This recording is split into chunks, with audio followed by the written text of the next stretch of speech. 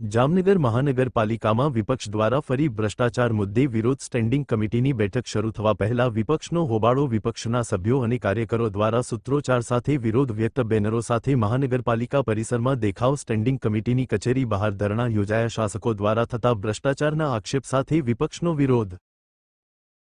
આપ જાણો છો જામનગર મહાનગરપાલિકા આજે પ્રખ્યાત હોય તો 40% ભ્રષ્ટાચારના નામે પ્રખ્યાત છે। કોઈ પણ શાખા લઈ લ્યો, સિવિલ શાખા લ્યો, સીસી રોડ બનતા હોય તો ભ્રષ્ટાચાર થાય છે, ભૂગર્ભના કામમાં ભ્રષ્ટાચાર થાય છે, ઓવરબ્રિજ બન્યો તો ભ્રષ્ટાચાર થાય છે, બ્યુટિફિકેશનના નામે તળાવનું કામ થાય તો ભ્રષ્ટાચાર થાય છે, ગાયોનો વારો છે તો એમાં ભ્રષ્ટાચાર થાય છે। કોઈ પણ શાખા એવી નથી, ટીપીઓ લ્યો તો આજે મંજૂરી જોવો જેમ તેમ મંજૂરી આપીને ભ્રષ્ટાચાર થાય છે।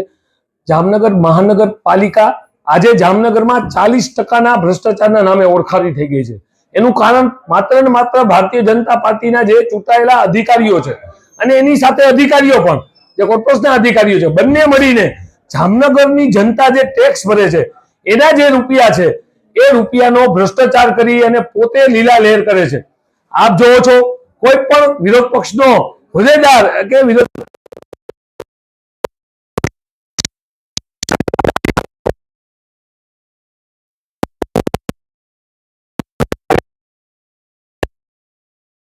પાસે વર્ક ઓર્ડરની કોપી હજી આવી નથી, પણ ભારતીય જનતા પાર્ટીના કાર્યાલયમાંથી લેટર આવી ગયો છે એટલે અમે કામ કરી શકે। આ સ્થિતિ જામનગરની છે, જામનગરની જનતાની છે। જામનગરના એક એક રોડમાં ભ્રષ્ટાચાર થાય છે। કોંગ્રેસે આ લડાઈ સતત ચાલુ રાખી છે ને આ લડાઈ જનતાની લડાઈ છે। અમે ક્યારેય ચૂપ નહીં બેસીએ। અમે તમારા જેટલા ભ્રષ્ટાચારના પોર્ટફોલિયા છે ઉજાગર કરીને રહેશી જનતાની વચ્ચે।